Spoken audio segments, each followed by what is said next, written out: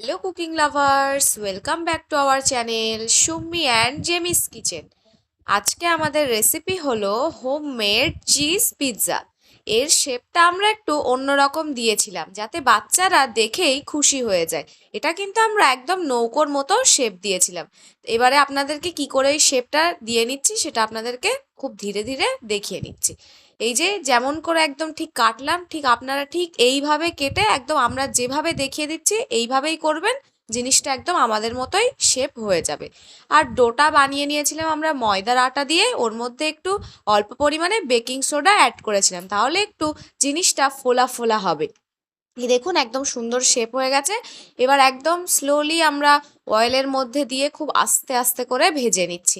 এটা deep fry করলে ভালো হয়, শ্যালো ফ্রাই চাইলে করে নিতেও পারেন, কারণ এটা যেহেতু আবার একটু বেক করতে দিতে হবে। আমরা হালকা একটু ভেজে নিয়েছি, নিয়ে এবার এর মধ্যে বিভিন্ন রকম যেসব টপিংস সস অ্যাড করছি সেগুলো আপনাদেরকে দেখিয়ে দিচ্ছি। প্রথমে আমরা মেয়োনিজ দিয়ে নিয়েছি, তারপরে টমেটো কেচাপ দিয়ে ভালো করে দুটোকে মিক্সড করে এর গায়ে লাগিয়ে নিচ্ছি।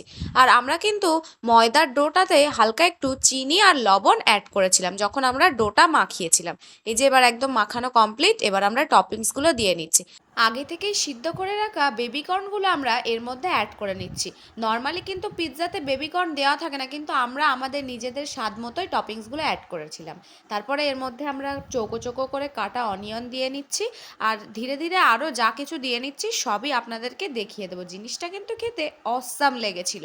এবার আমরা এর মধ্যে শিমলা মির্চ অ্যাড করেছিলাম। আমরা কিন্তু আজকে আর ক্যাপসিকাম ইউজ করিনি, বাড়িতে শিমলা মির্চ ছিল, ভাবলাম একবার ট্রাই করে দেখি কেমন লাগে।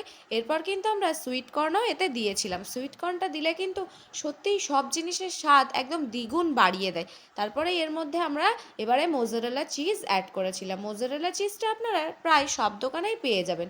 দেখবেন ওটা স্লাইস চিজ হবে না, ওটা কিন্তু টুকরো টুকরো এইভাবে আগে থেকে কাটাই থাকে। আর এর মধ্যে অ্যাড করেছিলাম একটু অরিগ্যানো। আমাদের চিলি ফ্লেক্সটা দেওয়া হয়নি, চিলি ফ্লেক্সটা যেহেতু ছিল না আপনারা চাইলে অ্যাড করতে পারেন। এবার একটু মোমোর মতো করে একদম হালকা একটু ভাপিয়ে নিচ্ছি যাতে চিজটা গলে যায়। দেখুন একদম রেডি হয়ে গেছে। ভিডিওটা ভালো লাগলে অবশ্যই like comment share and subscribe করে দেবেন।